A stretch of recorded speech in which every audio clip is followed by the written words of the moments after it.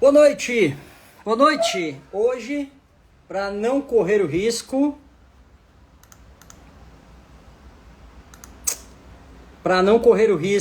de ficar descabelado,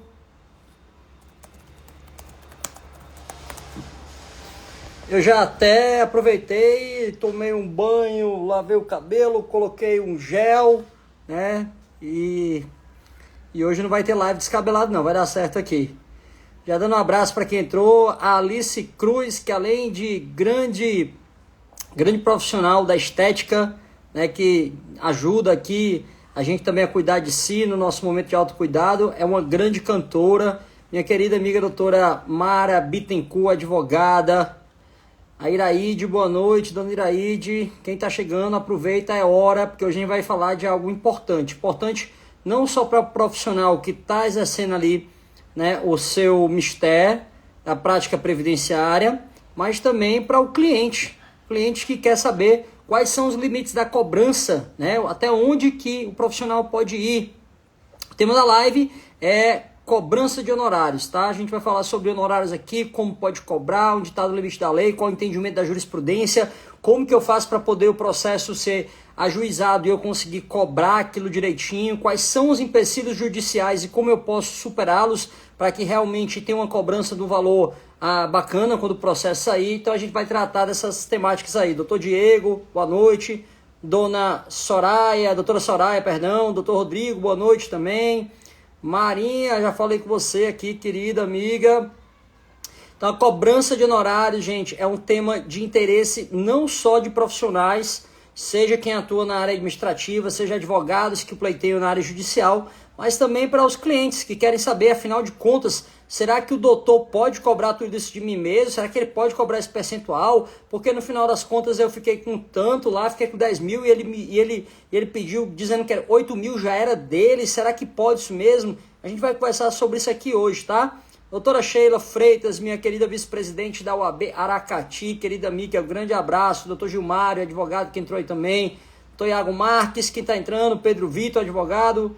Pedro Vitor, não sei se é o filho do meu querido amigo Hugo, mas se não for também fica, né, a casa está aberta aí. A Eliana Freitas, que foi presidente da comissão lá de Canidé, ainda é a presidente da comissão de Direito Previdenciário da OAB Canidé, um grande abraço, foi minha aluna também de pós. Mariana entrou aí também.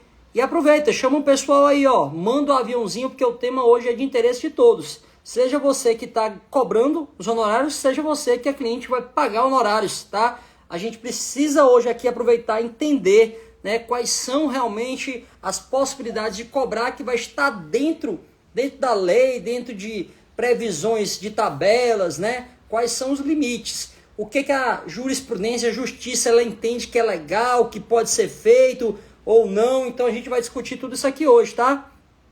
Boa noite, doutor G. Martin. Boa noite. Doutora Manuela, minha querida amiga, colega contemporânea de faculdade, está aí também, era presidente lá do centro acadêmico. Doutora Manuela, advogada. A Juliana Gonçalves entrou também. Juliana, quem mais? Aproveita e chama o pessoal, dá tempo. Chama o pessoal aí, manda o aviãozinho do lado direito aí, porque o tema é de interesse de todo mundo e é relevante, que é honorários, tá? Como cobrar honorários, quais são os limites, até onde pode. Tojada Bandeira entrou aí, acho que mais cedo mandou até uma mensagem, mas eu entrei numa reunião, outra, eu estava gravando na rádio hoje e não consegui falar com ele, mas pode me ligar amanhã, doutor Jade, até as 10 da manhã, porque 10 da manhã em diante eu pego a estrada e vou estar no evento lá em Sobral. Amanhã em Sobral tem um evento da gente, tá bom, gente? Só sobre segurado especial. Um evento fantástico, uma temática específica, especializada, para você que quer conhecer um pouco mais sobre segurado especial. Já manda um alô lá aqui no Instagram, se quiser saber a inscrição. Apesar de que eu acho que as vagas estão lotadas, mas se você quiser ainda, eu dou um jeitinho lá de tentar colocar você também.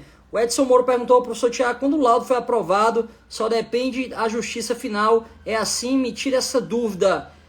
O laudo ele pode caracterizar que há uma incapacidade, mas a depender do benefício, né, se for um BPC, também tem que avaliar a questão da miserabilidade, além da deficiência. Ou então se for um benefício de incapacidade, tem que avaliar também se estava dentro da qualidade de segurado, se você estava ainda dentro da proteção do INSS. Então não basta só o laudo não, tem outras nuances que são avaliadas do processo também, tá bom?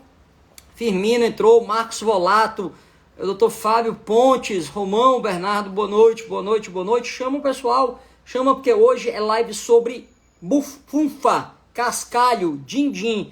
E eu acho que tá todo mundo querendo saber sobre como ganhar dinheiro, até onde que eu preciso pagar.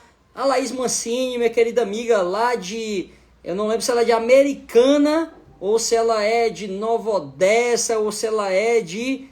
Mas eu acho que é ali pertinho de Campinas. Né? Um abraço, acho que é Americana. Um abraço grande aí, mande um abraço para sua mãe também, viu? Grandes previdenciaristas ali do interior de São Paulo. Adriana entrou, Grace Kelly. Sejam todos bem-vindos e bem-vindas. Vamos começar a nossa temática aqui. E, gente, uma coisa que eu revelo sempre, né? Americana mesmo. Uma coisa que eu revelo sempre para quem começa a estudar comigo é que a minha primeira formação, ela não é em direito. Minha primeira formação é em teologia, né? Eu estudei teologia com uma comunidade judaica lá nos Estados Unidos, né? Próximo ali a Nova York. Então, a Bíblia é algo muito presente na minha vida, tanto do ponto de vista pessoal, como também eu sempre tento trazer os ensinamentos que a Bíblia tem para a vida profissional da gente. E olha que a gente vai começar falando aqui de honorários, falando justamente de que a Bíblia manda eu pagar o profissional. A Bíblia manda pagar a doutora Valéria Vasconcelos, Ana Branca Cardoso, Aurilene. A Bíblia manda. A Bíblia tem um mandamento lá em Deuteronômio, deixa eu puxar aqui, que é esse aqui, 24, salvo engano, Deuteronômio 24, que ela diz o seguinte: não oprimas um assalariado pobre, necessitado, seja um dos teus irmãos ou estrangeiro que mora em tua terra, em tua cidade. Tu lhe pagarás o salário de cada dia antes que o sol se ponha, porque ele é pobre, disso depende de sua vida, desse modo ele não clamará a Deus contra ti. Pague. Pagar é algo bíblico, né? A Bíblia protege a relação de trabalho. É porque a relação de trabalho é antiquíssima.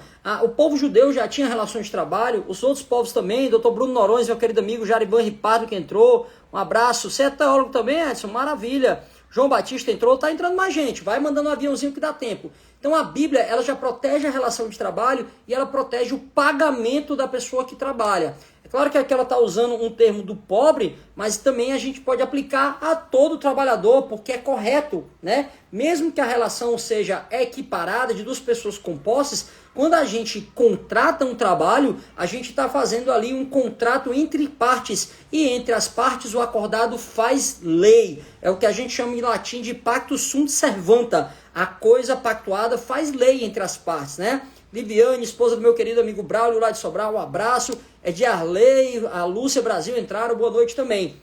Então eu já trago esse ensinamento da Bíblia para dizer que o pagamento do trabalhador já é protegido desde os mais antigos códices. Desde o códice mosaico, né, que a gente tem ali a Torá, a lei, o Pentateuco, a lei de Moisés, mas a gente já tinha relações de trabalho sendo protegidas também muito anteriormente. Isso porque é tão antigo quanto andar para frente, como diria meu pai. O trabalho, pedir que alguém trabalhe, preste serviço para alguém, é antiquíssimo. E aí tem uma parte da Bíblia, eu já ia chamar de dispositivo, mas tem uma parte da Bíblia que ela é mais clara ainda, que é Timóteo 5,18. Dr. Rodolfo Hammer, presidente da UAB Freguesia do Ó, não sei se ainda está lá, já terminou seu mandato, mas muito obrigado também aqui por estar presente. 1 Timóteo 5,18, ela diz que o trabalhador é digno do seu salário, né? Então o trabalhador ele tem direito a ganhar o seu salário. E veja, a Bíblia não está falando do empregado, está falando do trabalhador. Então não é só aquele que está trabalhando ali com você diariamente, na habitualidade, na subordinação, na onerosidade, mas qualquer tipo de trabalho, seja inclusive o trabalhador eventual. Então 1 Timóteo 5,18, o trabalhador é digno de seu salário. Por isso eu já quero aproveitar e dizer para vocês que são advogados e advogadas, ou que atuam na via administrativa, uma coisa muito importante, tá bom? Gente, apesar da gente trazer esse conceito, que eu diria antropológico, de que ganhar dinheiro é algo que vai contra a ideia de santidade, está errado, tá bom? Esse é um conceito de uma determinada ala ali da nossa herança judaico-cristã, que não necessariamente reflete tudo que a Bíblia quis dizer sobre trabalho, sobre ganhar seu sustento e sobre dinheiro. Então a gente tem que esquecer essa culpa judaico-cristã de dizer que, olha, não pode ganhar muito dinheiro, quem ganha dinheiro é muito difícil de entrar no reino dos céus. Gente, muitas das metáforas utilizadas na Bíblia foi para exacerbar uma situação.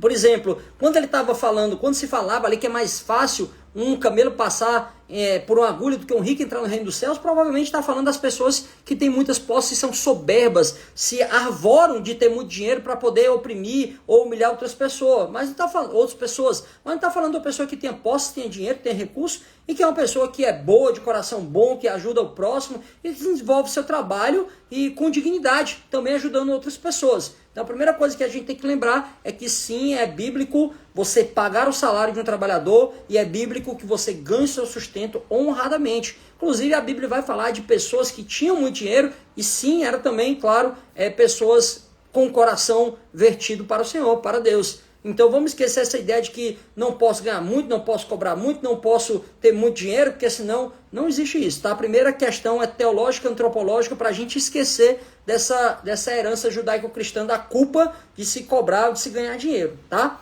E eu falo isso, gente, porque agora que a gente vai ter esse amadurecimento sobre ganhar, sobre trabalho, sobre remuneração, eu queria começar a falar para vocês também sobre como é que se dá a remuneração em matéria previdenciária, tá? Porque aqui há peculiaridades, principalmente por causa de uma prática que se adotou dentro dos previdenciaristas, que se alargou e hoje normalmente é utilizada em 98% dos casos, tá? E a gente vai falar daqui a pouquinho, tá bom? Mas antes disso, gente, eu queria falar para vocês que os benefícios do INSS, eles todos, hoje em dia, todos eles são de prestação continuada. Que é prestação continuada, Tiago? Você está falando do BPC? Não. Esse nome benefício de prestação continuada, ele infelizmente até deixou turva a impressão ou o nome do benefício previdenciário com benefício assistencial. Por quê?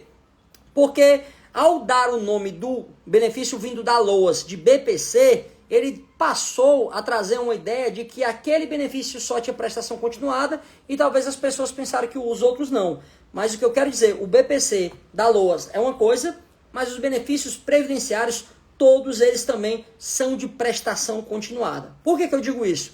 Porque antes da Lei 8.213 e das suas alterações, a gente tinha dois benefícios que eram pagos em uma parcela única. Que benefícios eram esses?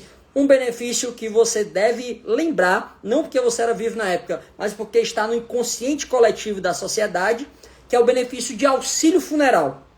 O benefício de auxílio funeral era o benefício pago em parcela única para ajudar nas despesas daquela pessoa que vinha a óbito e era protegido ali pelo sistema de previdência, tá?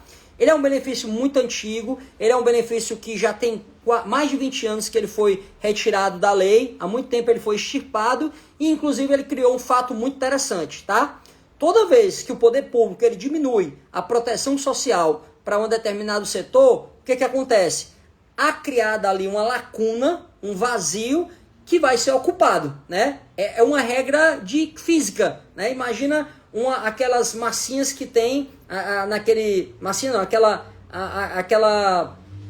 aquele movimento daquele negócio gelatinoso que tem ali naquele vidrinho, que eu esqueci o nome dele, mas a partir do momento, né, em que um espaço sai, a outra parte gelatinosa ocupa. É uma regra da física, como se fosse um amontoado ali, onde eu tenho algumas crateras, né, jogando água em cima, e a partir do momento que eu tiro retiro um pouco de água dentro das crateras, a água que está ali excedente, ela vai vir ocupar aquela cratera. O que é que eu quero dizer com isso? Quando o poder público ele retira a proteção de uma determinada área, inexoravelmente vem a iniciativa privada e ocupa aquele espaço que precisa ser ocupado, porque o mercado demanda aquela proteção. E foi o que aconteceu. A partir do momento que o governo retirou a proteção do auxílio funeral, a gente viu uma enxurrada de empresas de planos funerários, né, criando essa proteção para o caso de uma eventualidade de você vir a falecer, alguém da sua família, e você não ter recurso guardado para cobrir aqueles gastos.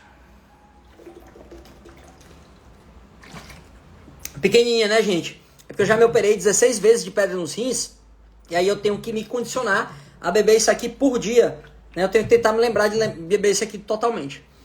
Além disso, gente, a gente tinha um benefício também pago em parcela única, que era o auxílio natalidade. Até hoje o pessoal chama às vezes, né? Doutor, eu quero tirar meu auxílio. Que auxílio? Meu auxílio natalidade, meu auxílio maternidade.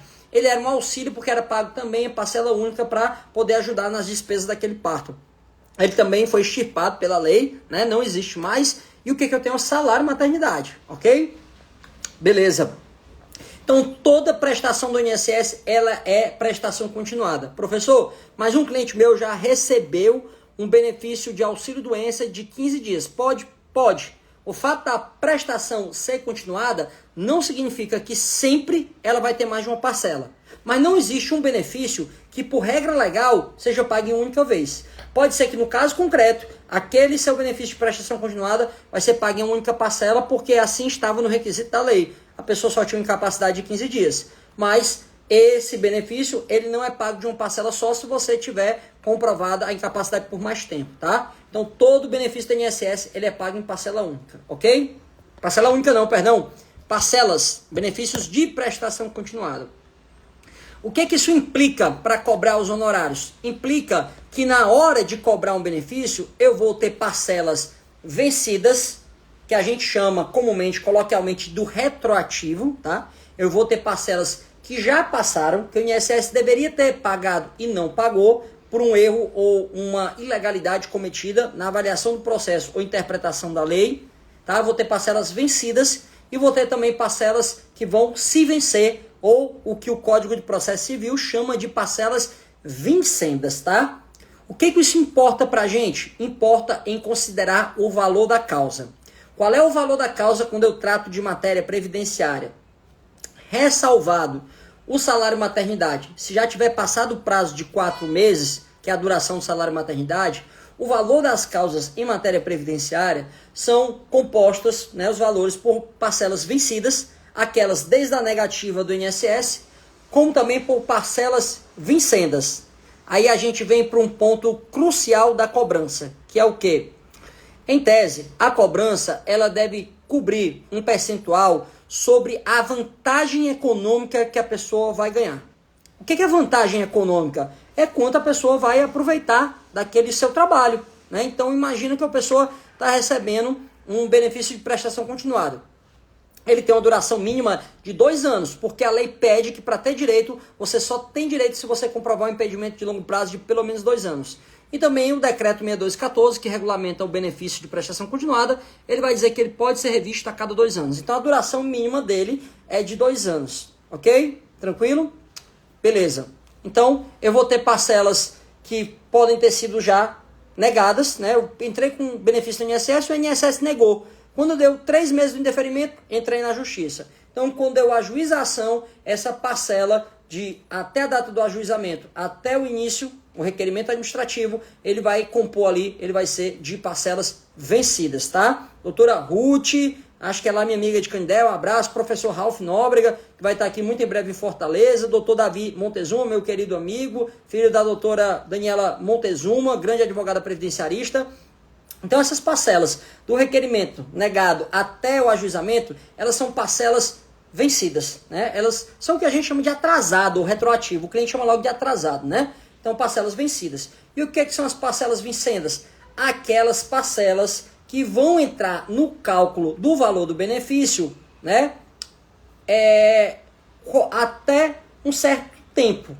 Por que um certo tempo? Porque o Código de Processo Civil, ele limita, tá bom, essas parcelas, essas causas de trato sucessivo, como são chamados pela lei, até um prazo máximo.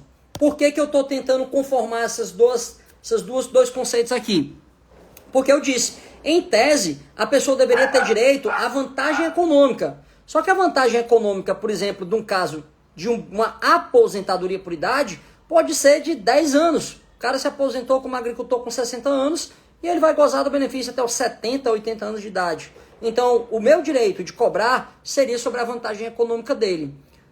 Isso em tese. Por quê? Porque eu tenho que conformar, o ordenamento tem que ser interpretado de maneira sistêmica. Então, eu vou também agora para saber o que é o valor da causa em matéria de trato sucessivo.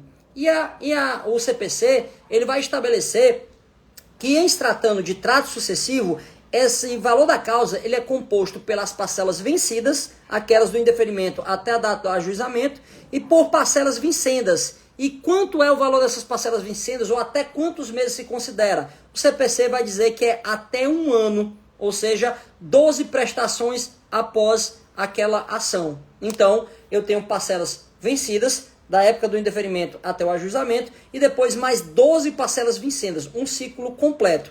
Aqui vem uma dúvida, e o CPC não deixa claro, eu vou dizer minha interpretação.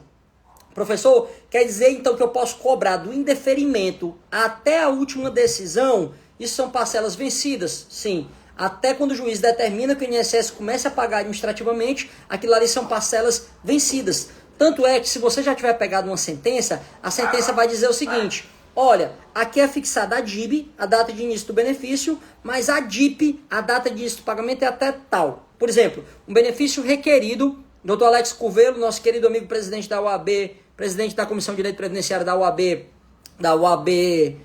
Aracati, professor Silvio Basso está aí, a Isabelita Aguiar está aí também, a Aurila Domingos está aí também. Muito obrigado a todos por estarem aqui presentes. Dr. Kleber Rocha, aproveita e chama o pessoal, porque o tema é dinheiro, é bufunfa, é um tema que agrada a todos, né? Então, vamos pegar um caso aqui, olha. O INSS negou um benefício em maio de 2021. Esse benefício foi julgado ali em agosto de 2022 e o juiz disse o seguinte: olha, a DIB, a data de início do benefício, é de maio de 2021, porque eu reconheço que essa pessoa já tinha preenchido os requisitos em maio de 2021, apenas o INSS que negou indevidamente. Doutora Alessandra Pinheiro, minha querida amiga, saudade de você, um grande abraço. Mas a DIP, a data de início do pagamento, vai ser a partir agora de agosto, quando eu decidi, né?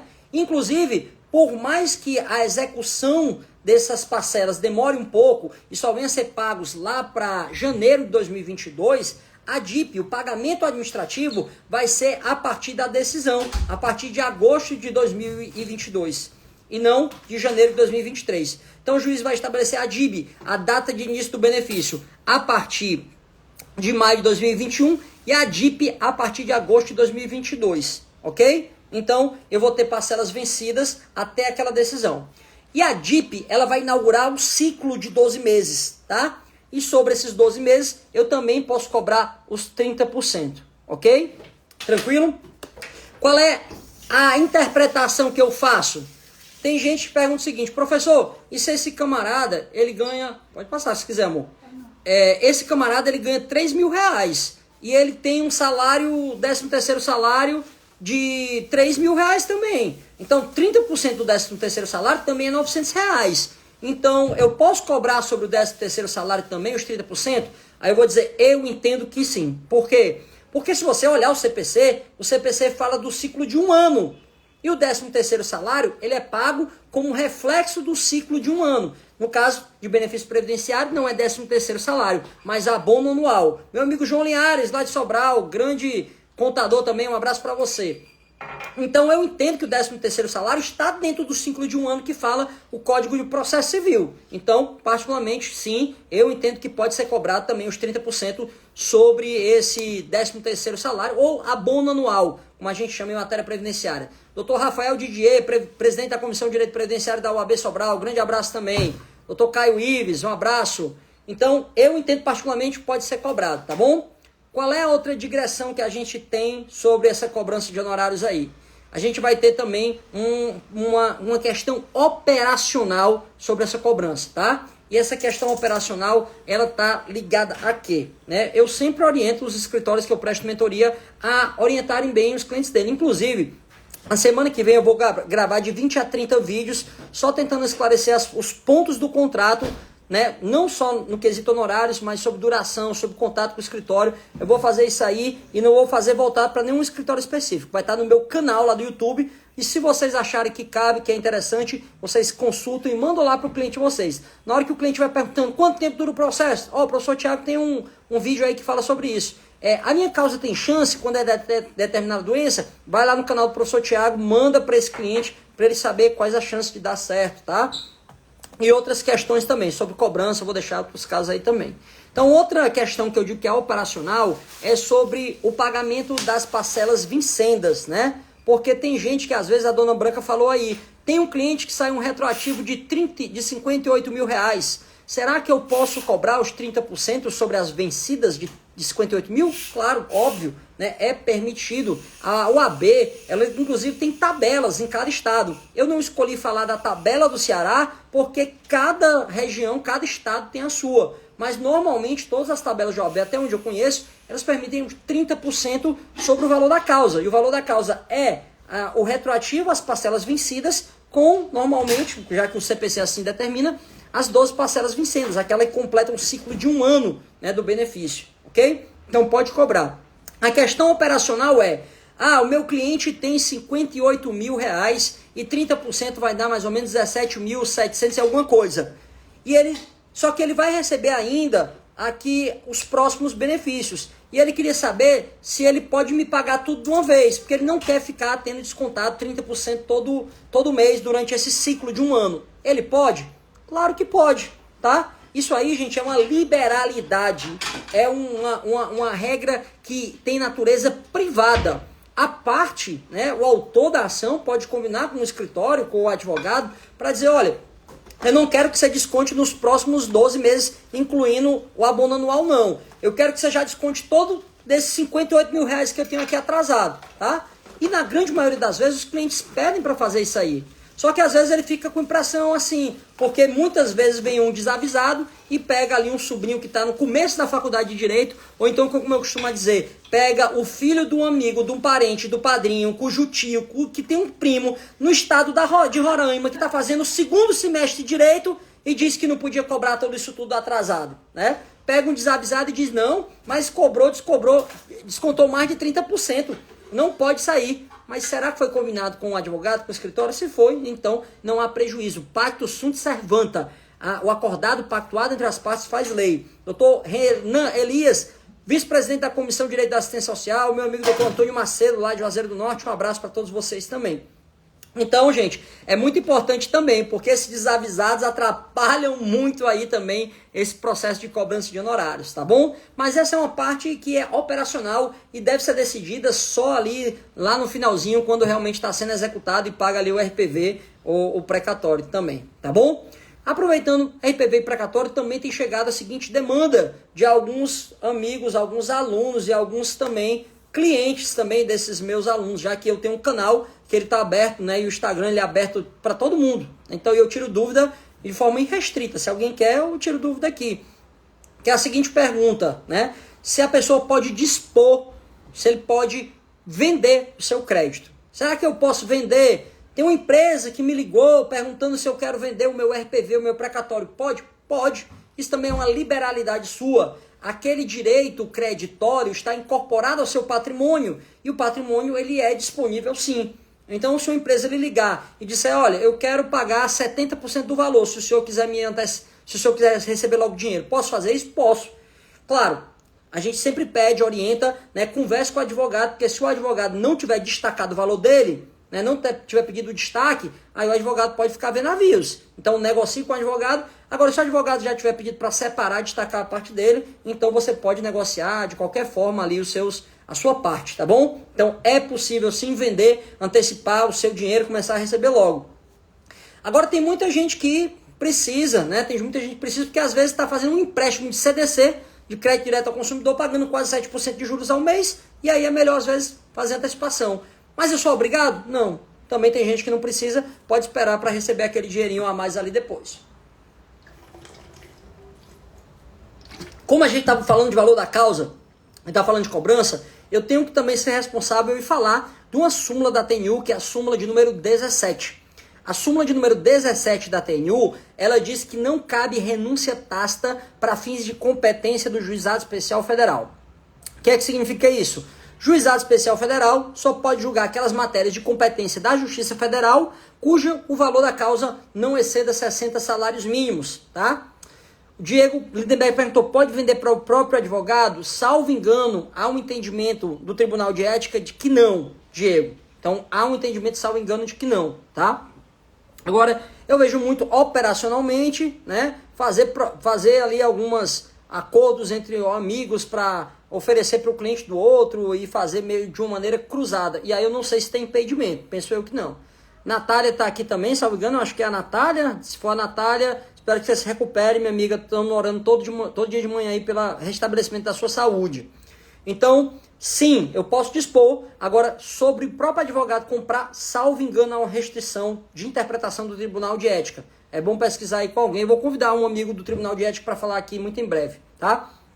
Então, gente, aí eu tenho uma súmula 17 da TNU. Então, melhoras, viu, minha amiga? Tem uma súmula 17 da TNU. A súmula diz que eu não posso renunciar tacitamente. E, gente, a súmula 17, ela pode ser um encalço, uma pedra no seu sapato. Tome cuidado, eu sempre oriento isso nos escritórios que eu presto mentoria. Observa o valor da renda mensal inicial do benefício. Por quê? Porque nessa renúncia obrigatória da súmula 17, pode ser que eu esteja renunciando a um valor que eu ainda não tenho. O que eu quero dizer com isso? Doutor Eliel, grande gestor do sistema de previdência do Ceará, gerente da APS Messejana, um abraço, amigo, obrigado por estar aqui presente também. E a paz do Senhor para você, que eu sei que somos irmãos de fé. Então, eu posso renunciar, mas tem que ter cuidado com essa renúncia. Por quê? Porque eu só posso renunciar àquilo que eu tenho. Ou seja, eu só posso renunciar à parcela vencida. Então, se eu fizer um somatório de parcela vencida com parcela a vencer e der 100 mil reais e eu quiser renunciar ao teto que excede ao Juizado Especial Federal, saiba que na sua renúncia você está renunciando às parcelas vencidas. O judiciário entende que você não pode dispor do que você não tem. Você não pode renunciar à parcela vencida, porque ela não existe. E a parcela vencida é a única parcela que é paga na execução, na cobrança dessas parcelas para o INSS. Ou seja, se você renunciar, você está renunciando à parcela vencida e isso vai ser descontada na hora de pagar o seu RPV. E muita gente fica assim, Thiago, mas o valor da causa era acima de 60 salários, eu renunciei só ao excedente, o processo demorou 8 meses, como é que no final das contas eu ainda não recebi o teto? Porque você renunciou às parcelas vencidas. E isso é o pior quando você, tem uma RMI de alto valor. É o caso mais clássico, quando a RMI é alta, então isso vai acontecer inexoravelmente, né? Quase que sempre. Doutor Renan, você começa o processo com cheque assinado. Mais ou menos isso mesmo, viu, Renan? Isso mesmo. Então, gente, toma cuidado com isso aí. Por isso que é bom, gente, né? Eu sei que quem escolheu direito um dia pensou assim, papai, eu vou fazer direito porque a específica, é o novo, a específica. Eu sou da época do vestibular da específica. A específica é português e história. Não cai matemática e biologia, eu não gosto mesmo, então não quero não. Aí, pobre do cara que se formou em direito, escolheu o direito previdenciário para especializar. Vai ter que fazer cálculo, vai ter que saber o que é salário de benefício, período básico de cálculo, PBC, salário de contribuição, alíquota, base de cálculo, incidência, tudo isso aí, percentual, cálculo, regra 3 para converter tempo especial em comum, mas é uma realidade. Se você escolheu, o pacote vem completo. Então, se você não tem segurança na hora de calcular ali o valor da causa, procura um amigo que seja especialista para lhe ajudar nessa temática aí também. Doutora e professora Simone Lima, advogada, está aqui presente também. Muito me honra a sua participação virtual, querida amiga.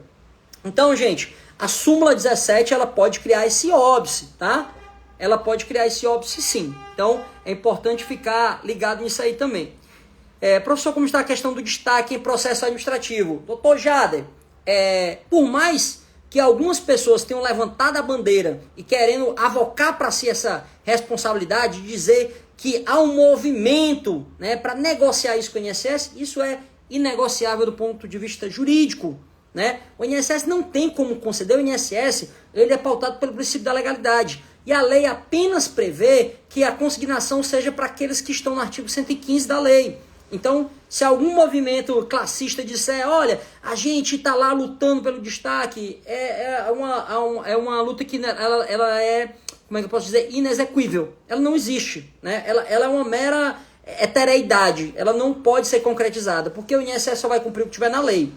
Agora, existe o projeto de lei que permite o destaque dos honorários, só que ainda está na Câmara dos Deputados, não passou ainda para o Senado. A gente está nessa briga de comissão mista ou não, então deve demorar um pouco. Mas tenho certeza, nós estamos travando algumas batalhas com o Legislativo no sentido de articulações. Eu hoje já vim de gabinete de deputado federal, mas assim que a gente conseguir essa vitória, que eu sei que vai ser muito boa para os previdenciaristas, a gente vai encampar novamente essa batalha também lá em Brasília pelo destaque. Mas tem uma boa notícia para você, viu, doutor Jader? A interpretação judicial, inclusive do STJ, entendendo que pode consignar o benefício para pagar. Por que isso é legal? Isso é legal porque eu não tenho uma automaticidade. O INSS não vai lá destacar automaticamente o benefício para poder eu receber os meus honorários. Mas caso o cliente esteja dando trabalho, há entendimento do STJ, no RESP 1732927, dizendo que sim, pode ser consignado o benefício para pagar honorários. O STJ já deu decisão nesse sentido. Em São Paulo é muito comum e temos algumas decisões aqui no Ceará também. Dr. Elton Fraga, grande advogado previdenciarista, um abraço para você e o Dr. Rafael Pálcido. Inclusive, quando eu fui em uma agência, tinha uma colega minha que trabalhava lá e eu fiz a seguinte pergunta a ela. Eu disse, fulana, você está fazendo que trabalho aqui? Ela disse, estou trabalhando direto com consignado. Eu disse, valha-me Deus, e os empréstimos consignados dão tanto volume que tu trabalha só nesse setor? E ela disse, não, aqui os juízes mandam consignar tudo. Dívida trabalhista, pagamento de dívida, manda pagar também honorários de advogado. E eu, é mesmo? Então o juiz entende que pode consignar para pagar benefício? Ela, sim, de vez em quando eu chego aqui, determinações judiciais que eu tenho que cumprir. Então, dá uma olhadinha no RESP 1732927, o STJ permitindo a consignação para pagar benefício, já que honorários advocatícios também tem natureza alimentar, verba de natureza alimentar.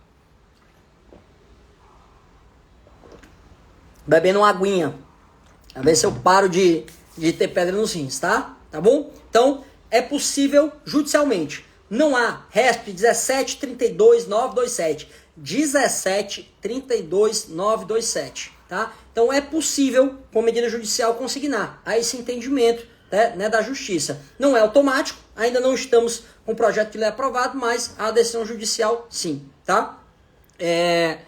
Então vamos lá.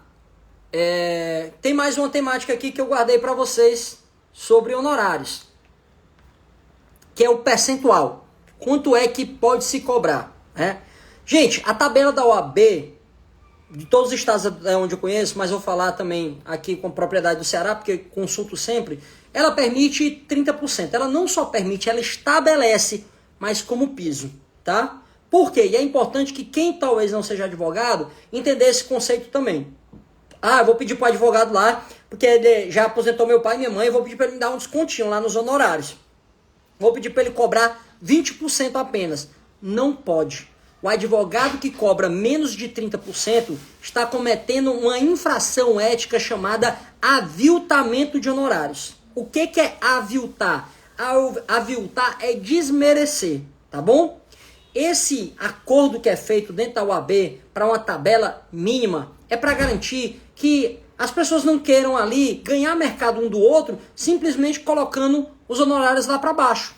Isso é uma prática mercadológica que existe no direito empresarial, que inclusive os governos tentam impedir. Ela é chamada de dumping. Dumping é quando você pratica um preço tão abaixo que os outros concorrentes vão quebrar. Então, para não haver dumping na advocacia, a OAB estabelece um piso mínimo. Esse piso é de 30% percentual. Mas também há pisos fixos. Por exemplo, há um estabelecimento de que se cobre pelo menos 45 unidades advocatícias, UADs. Uma UAD aqui no Ceará, ela está no valor, deixa eu consultar porque esse aqui eu não lembro de cabeça, mas eu coloquei aqui. Uma UAD no Ceará, ela está no valor de R$ 152,18. Então 45 vezes R$ 152,18 vai dar mais de R$ 7.000. Esse é um piso em valores absolutos. Eu tenho valores percentuais e valores absolutos. Como é que funciona isso? É uma regra da melhor condição, tá? É uma regra, sim, para que o advogado tenha direito a cobrar o que é mais vantajoso. Ou 30% se 30% for maior, ou pelo menos o piso se o piso for melhor do que os 30%. Então ele pode cobrar o percentual ou o piso estabelecido em valores absolutos, no caso em UAD, convertendo a UAD que está R$ 152,18 em reais, tá bom? E a pergunta que eu estava falando, né, o caso que eu estava falando é, posso pedir um desconto para o advogado? O advogado não pode conceder esse desconto. Por quê? Porque ele vai praticar uma infração ética chamada aviltamento de honorários. Para quê? Para proteger toda a advocacia de que não sofra esse dumping.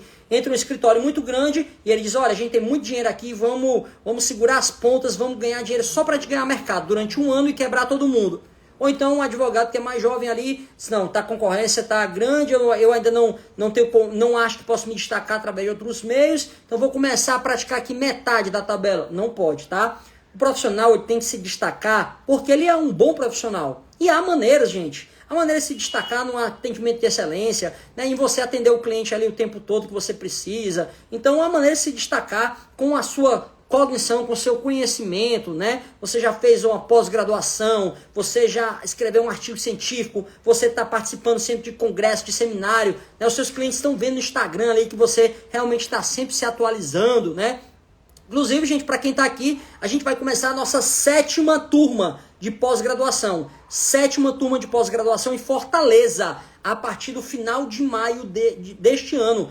Final de maio, nossa 7ª turma. Você que ainda não fez pós, está convidado. Você que fez pós, se tem mais de 2 anos, está convidado também, porque pós-graduação não é só um pedaço de papel na parede. Pós-graduação é conhecimento e a gente tem uma previdência totalmente nova depois da reforma e depois da IN 128. Se tiver interesse, quiser saber informação, manda um direct para mim, será um prazer tê-lo e tê-la no nosso quadro discente aí. Dona Tereza Neuma, esposa do meu querido Newton Ramalho, meu querido amigo, um abraço para a senhora, obrigado por ter entrado aqui, tá bom? Então, gente, o advogado não pode dar esse desconto, ele não pode cobrar menos percentual ou menos do que a tabela cobra de piso também, tá? Porque senão ele pode ser condenado no Tribunal de Ética da UAB, tá? Uma pergunta pontual que eu já recebi foi sobre o seguinte: professor, e esse piso aí, ele se aplica para quais benefícios? Quase todos, a não ser salário maternidade e auxílio-doença. Isso porque o salário maternidade, professor Talvani Moura, grande penalista, comecei a seguir esses dias aí no Instagram. Grande abraço para você. Vamos fazer uma live sobre direito previdenciário empresarial penal. Isso é muito legal. Ah, perdão, Gilmário, obrigado por ter me corrigido e me trazido aqui onde eu estava. Então a tabela ela cobra o mínimo, mas posso cobrar mais? Pode cobrar mais, tá? Pode cobrar mais, porque piso não é teto. Então, piso é só para não aviltar, mas você pode cobrar mais. Thiago, tem casos,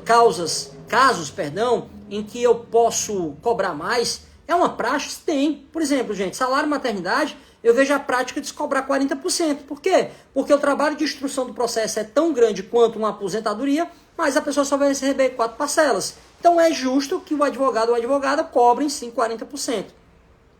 Há um RESP do Superior Tribunal de Justiça, o RESP 1155-200 do Distrito Federal, que ele tenta dizer que 50% é um valor exorbitante. Mas eu discordo, e o RESP só fez ali coisa julgada entre as partes, talvez estava analisando ali um caso concreto de uma pessoa que só teve atrasados, ou então não entendeu a cobrança de parcelas vencidas e vincendas, e o STJ disse que 50% seria muito. Mas eu entendo que essa regra não é uma regra nem legal, nem regimental, nem acordada ali no âmbito da OAB.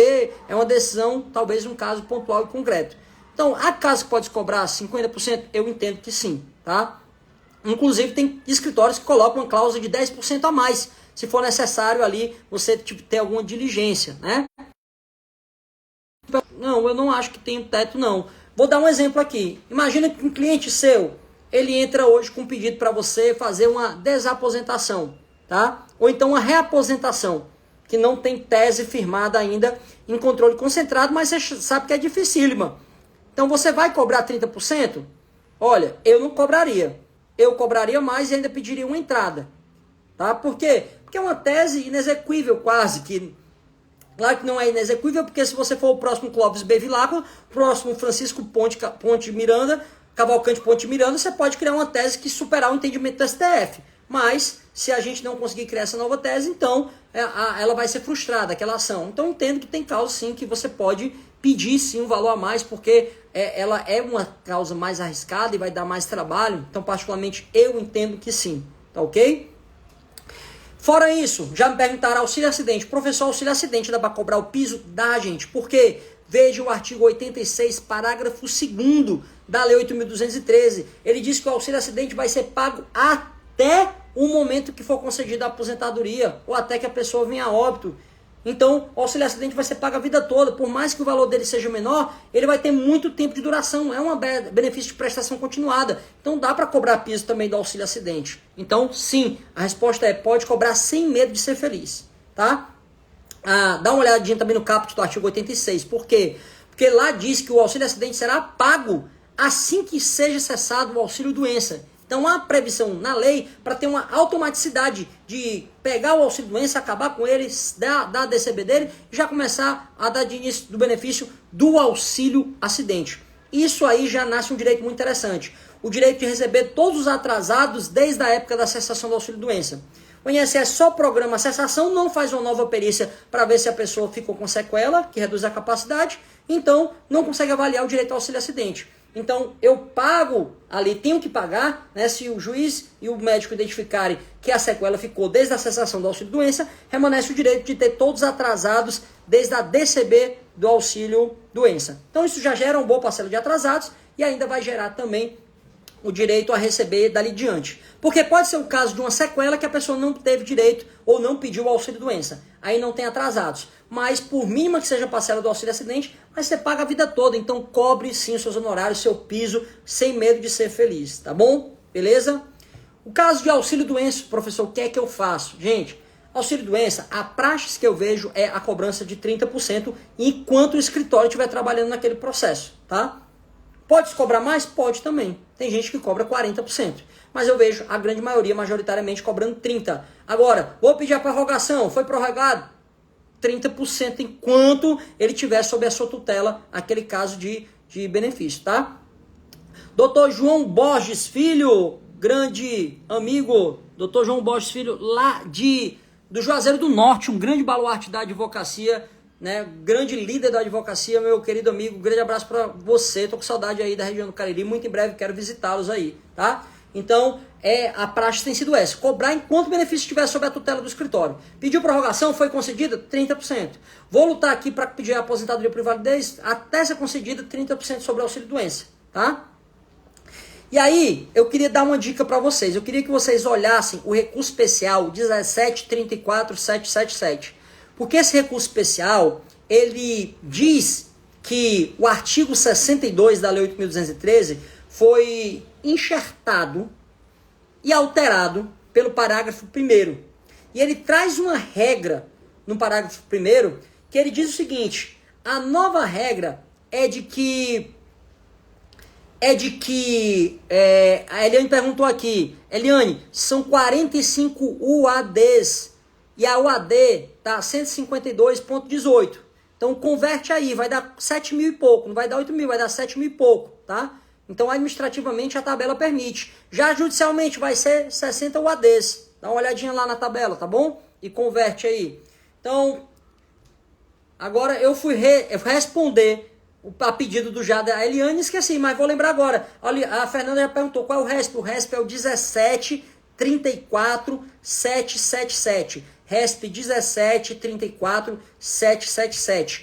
Dá uma olhadinha aí, porque ele fala que a Lei 13.846 superou a Lei 13.457 e colocou esse parágrafo 1º, e o parágrafo 1º diz que o auxílio-doença não pode ser cessado até que seja promovida a reabilitação profissional ou convertida em aposentadoria por invalidez. Então minha dica é, judicialmente, sempre faça pedido cumulado. O artigo 292 do Código Civil, do Código de Processo Civil, ele permite pedido cumulado. Então eu vou pedir cumulado o quê? O restabelecimento do auxílio-doença, tá? E a reabilitação profissional efetiva. Por que eu vou pedir isso aí? Porque o INSS não tem uma equipe de reabilitação profissional efetiva em cada agência. Então, sugiro eu que você faça esse pedido cumulado, porque aí o INSS vai ficar obrigado a manter o auxílio-doença até que seja promovida a reabilitação profissional. Então, durante todo esse período, você vai poder cobrar o seu percentual sobre isso aí. Uma live especificamente sobre isso aí eu vou fazer com a professora Daniela Montezuma, que está aí, que é especialista em incapacidade. Doutor Ícaro Rossi, meu querido amigo lá de São Paulo, grande advogado trabalhista, um abraço para você também. Tá bom, gente? Então, a gente falou desses casos aí, falei também que é uma sugestão que você tem que usar nesse RESP para poder condicionar ao pagamento também. E lembra também do RESP 1732927, entendimento superior ao Tribunal de Justiça, que o benefício previdenciário pode ser consignado para sim pagar honorários advocatícios, cuja sua natureza é também de verba alimentar. Beleza?